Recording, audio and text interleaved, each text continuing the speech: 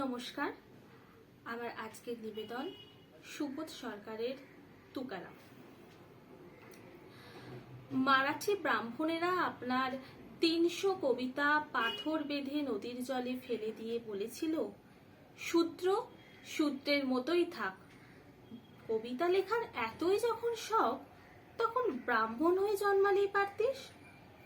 কিন্তু সারা মহারাষ্ট্রের মানুষ বিশ্বাস করে আপনার ৩০০ কবিতা ১ বছর বাদে জল থেকে উঠে এসেছিল।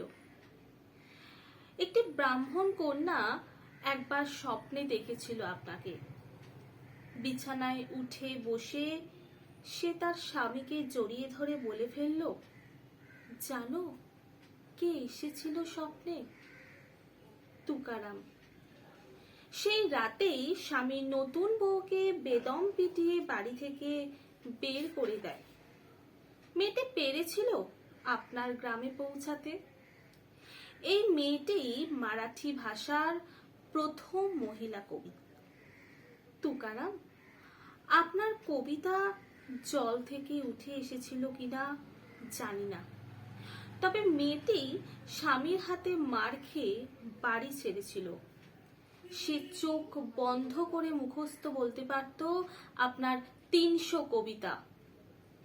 ৩৮ বছর বয়সে তুকারাম আপনাকে হত্যা করা হলো। কিন্তু ব্রাহ্মণেরা ছোট্ট সত্যি বুঝতে পারেনি সেদিন। কবিতার পাণ্ডুলিপি জলে ফেলে দিলেই কবিতা ডুবে যায় না। কবিতার পাণ্ডুলিপি জলে ফেলে দিলে কবিতা ডুবে যায় না।